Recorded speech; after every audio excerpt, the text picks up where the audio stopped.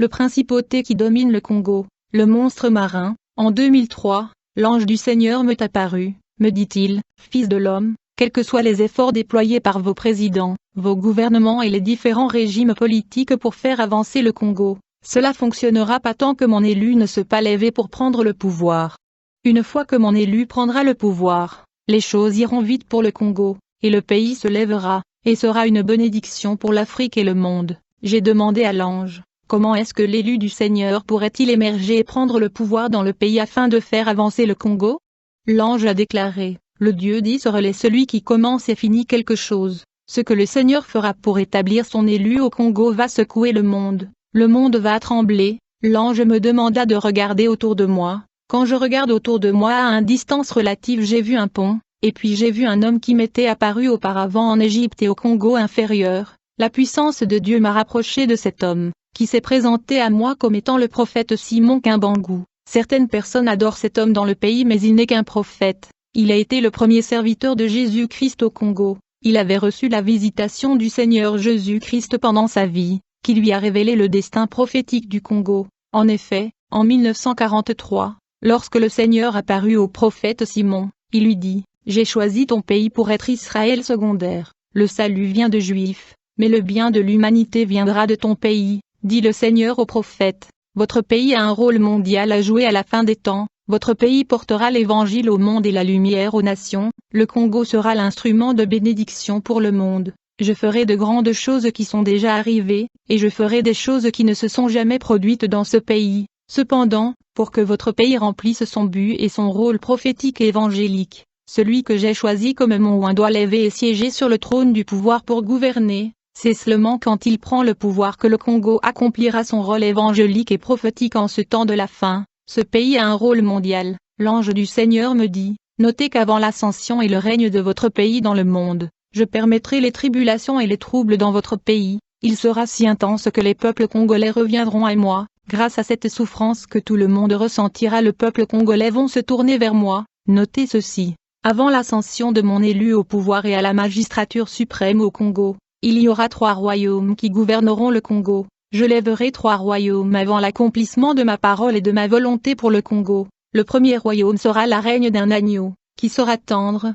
et il y aura la paix. Un homme au nom de Kassavubu gouvernera. Il sera un homme innocent. Après que l'agneau ait gouverné votre pays, le deuxième règne viendra et sera établi. Ceci sera la règne du léopard. Ce règne sera gouverné par un certain Mobutu. Il sera fort. Il durera et mettra fin à la guerre dans votre pays par tous les moyens à sa disposition. Mais il sera un voleur, et refusera de céder le pouvoir, avant l'arrivée du troisième royaume qui est le royaume de Dieu au Congo. Il y aura une période de transition, et pendant cette transition je serai en train de préparer mon élu, qui prendra le pouvoir et le Congo entrera dans mon plan et mon agenda. À l'approche de l'établissement de mon royaume au Congo, un lion prendra le pouvoir.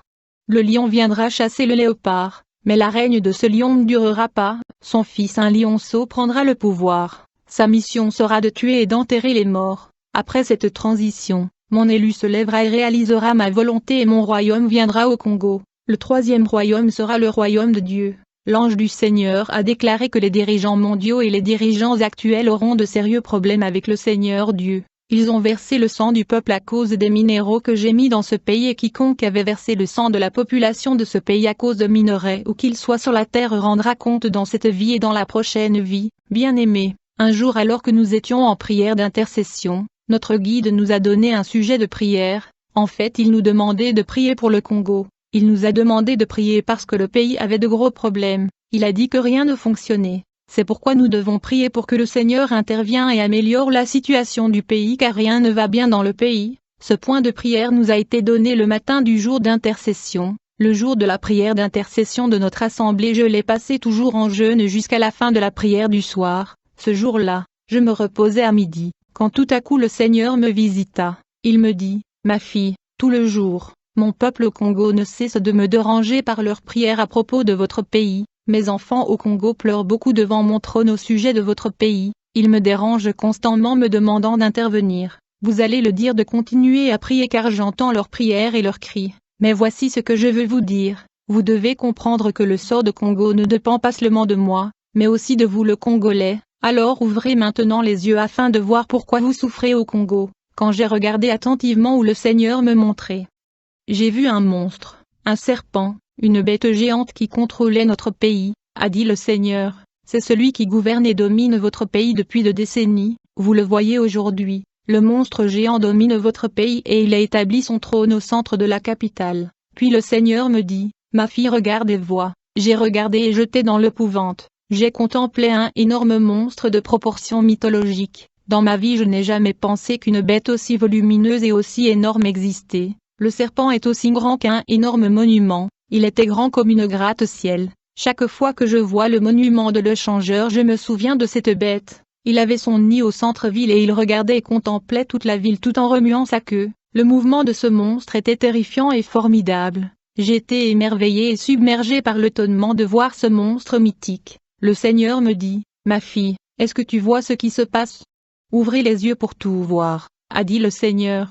Observez la bête qui tourmente votre pays parce que tous les jours votre peuple me dérange et pleure sur la situation de votre pays dans la prière, mais cette bête est le principauté qui domine et tourmente votre pays. Si vous souffrez c'est parce qu'il vous gouverne, et tant que ce principauté domine votre pays il n'y aura aucun moyen d'avancer. Tant qu'il gouverne ce pays, vous continuerez à pleurer et à pleurer. Alors que le Seigneur parlait, je contemplais la bête qui était vraiment grand comme un gratte-ciel et il était en train de contempler, surveiller et visualiser tous les quartiers de la ville et surveiller tout le monde dans la ville. Il contrôlait la ville, il s'assurait que personne n'était heureux dans cette ville. Le Seigneur me dit, vous avez vu la source de vos malheurs, celui qui vous tourmente. Alors que je suis revenu dans mon corps, j'ai été bouleversé et terrifié par cette expérience. Quand je me suis réveillé, je glorifiais le Seigneur pour avoir révélé ce mystère. Je saisis cette occasion pour appeler à la prière et au combat. Il faut se lever et vaincre ce monstre. À moins de vaincre cette principauté, le pays va tourner à rond. Dans les années 60 il y avait eu une guerre au Congo dans la région séparatiste de Katanga qui était alimentée par le sentiment ethnique et tribal. Le pays était en danger de dislocation et balkanisation. Pendant la guerre le président Mobutu avait prononcé un discours à la télévision, dans lequel il se disait prêt à signer un pacte avec le diable, pour empêcher la dislocation et la balkanisation du pays. La plupart des gens pensaient que le président ne faisait que parler, et n'était pas sérieux quand il parlait du pacte avec Satan. Cependant il était très sérieux. En effet, pour empêcher la balkanisation du Congo Mobutu a dû signer un pacte avec Lucifer pour assurer l'unité et la réunification du pays, et pour gagner la guerre contre le séparatiste. Ainsi le président Mobutu a signé un pacte avec le gouvernement mondial de Lucifer en Inde, ce qui a permis au gouvernement national de remporter la guerre et de réunir le pays. En revanche, le diable a pris le contrôle du pays et a déployé un principauté qui est le monstre marin résidant dans le fleuve Congo. De plus, 24 serpents démoniaques étaient déployés par Satan, ils sont venus de l'Inde, qui est au siège du gouvernement de Satan. Ces 24 démons serpents étaient déployés dans les 24 communes de la capitale. Dans la nuit des ministres nourrissaient ces monstres avec des sacrifices. Ces démons avaient provoqué l'effondrement social et économique du pays, et chacun de ces démons était supposé détruire les entreprises nationales du pays. En conséquence les toutes premières entreprises nationales sont tombées, commençant par l'Office national de transport. La deuxième entreprise à tomber était Air Zaïre, et la troisième était la compagnie minière le Jocamine. Le monstre principal qui était un principauté du Zaïre habitait dans le fleuve. Il y avait des sacrifices humains et des corps étaient jetés dans le fleuve Congo pour nourrir le monstre qui avait son trône dans le fleuve. Le président Mobutu était le représentant de la magie rouge en Afrique centrale. Il utilisait l'emblème des léopards qui était le totem du pays, et dans la magie rouge nous appelions ce léopard au nom de Zéinak. Ce monstre était le démon de l'économie et de la vie sociale. À chaque fois que le président Mobutu prononçait un discours dans le réunion publique, c'était à vrai dire le monstre Zéinak qui sojourne sous le fleuve prenait sa forme et faisait de discours à sa place, alors que lui-même se trouvait dans la rivière Gange en Inde. Le bâton que le président Mobutu tenait était un énorme serpent. À chaque fois qu'il soulevait ce bâton pour saluer la population, à vrai dire il soulevait ce serpent et dominait la masse à travers le serpent. Mobutu travaillait également avec le démon Mars de troubles politiques. Ce divinité détériorait la vie sociale de Congolais. Quand on regarde la vie sociale congolaise aujourd'hui c'est la désolation, c'est la catastrophe. Le monstre dans la profondeur du fleuve Congo est un démon politique et économique. Lorsque Mobutu a signé le pacte avec le diable afin d'empêcher la dislocation du pays pendant la guerre, ce principauté a pris le contrôle du Congo, et aussitôt que ce monstre marin avait pris contrôle de la nation congolaise, le pays fut rebaptisé après lui. La monnaie congolaise a été également rebaptisée après lui, et le fleuve congolais fut aussi rebaptisé après lui.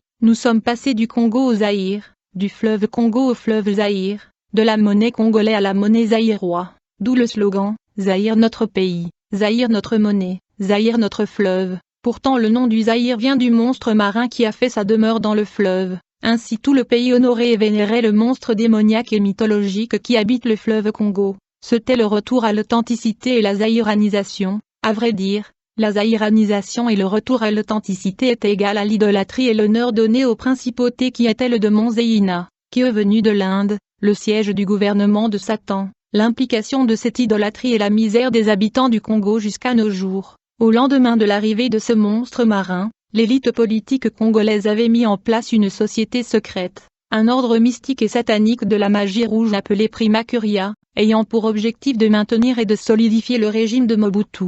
La zaïranisation a occasionné l'établissement de l'ordre secret et mystique appelé Prima Curia. Bien-aimé, j'étais membre de l'ordre satanique appelé Prima Curia, qui regroupait les élites politiciens sataniques, des leaders traditionnels et satanistes, dont le but était de soutenir le régime de Mobutu. Nous étions une société secrète travaillant avec le but d'ensorceler et envoûter toute la population zaïroise en faveur de la présidence. Ce envoûtement et manipulation avaient pour objectif d'inciter le peuple à aimer le président. Nous devions ensorceler l'eau que les gens boivent. C'est ainsi que nous faisions des rituels à la source du fleuve Congo pour perpétrer des manipulations sur la population. Nous devrions également travailler pour que les gens adorent le principauté qui habite dans le fleuve Congo qui a pris le contrôle et domine le pays. Le démon Zéina est un démon de la corruption, en faute. Le tout a commencé en 1961, pendant la guerre. Le président voulait gagner la guerre. Il est allé signer un pacte avec le diable, à la suite de quoi une principauté s'est emparée du Congo. Cette principauté était un monstre aquatique. Bien-aimé, c'était le 14 novembre, j'étais à la maison en train de lire la Bible quand soudain j'ai vu des nuages dans l'air qui étaient hors de l'ordinaire. C'était vraiment étrange, je pensais que c'était ma propre imagination. Soudain je me sentis un vent fort souffler, puis j'ai entendu une voix qui me disait « N'aie pas peur, écoute ce que je vais te dire ». J'ai été secoué quand j'ai vu un homme qui se manifesta près de la fenêtre de ma maison.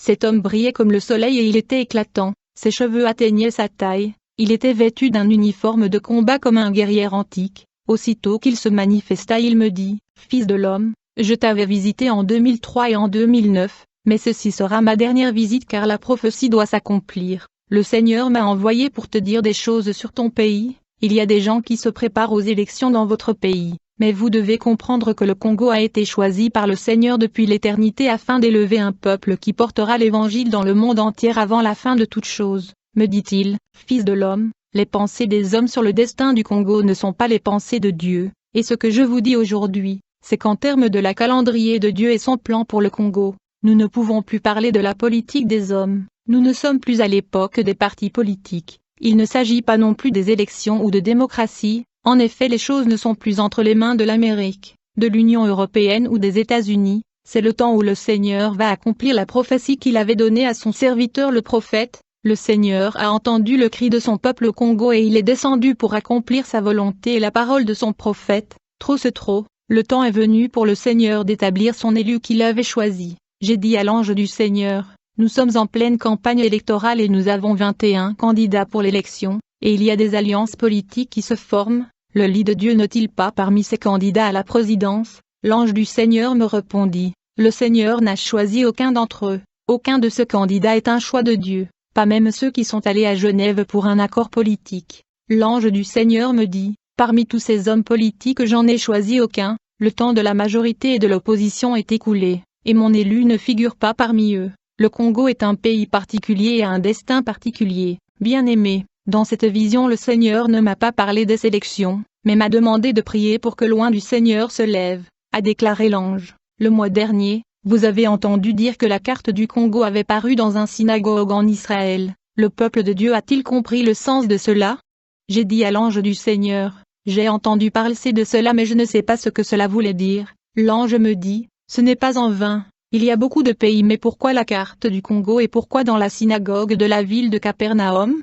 Une ville où Jésus n'a pas fait beaucoup de miracles à cause d'incrédulité. La carte de votre pays est apparue au centre du synagogue à l'endroit où les rabbins placent la Torah. C'est ici que le Seigneur a commencé son ministère. Comprenez que Dieu va élever un peuple dans votre pays qui prêchera la parole en ce temps de la fin. » Du coup l'ange du Seigneur leva sa main. À la suite de ceci j'ai vu le fleuve Congo. Je remarquai qu'il était en grand mouvement, quelque chose secouait l'eau du fleuve, et il était bouillant. L'ange m'a demandé, « Fils de l'homme, qu'est-ce que tu vois ?» J'ai dit « Je peux voir le fleuve Congo en train de bouillonner », et puis après, j'ai vu l'ange faire un signe de nouveau avec sa main. En conséquence, j'ai vu un monstre à caractère mythologique qui était terrifiant et épouvantable dans le fleuve. Quand j'ai vu le monstre dans le fleuve j'ai crié de peur. L'ange me dit, « Ne craignez rien, le monstre que vous voyez est un démon, c'est lui qui bloque votre pays. C'est lorsque votre chef est allé en Égypte pour signer le pacte avec Satan qu'il a remis le pays au diable, qui a déployé cette principauté. »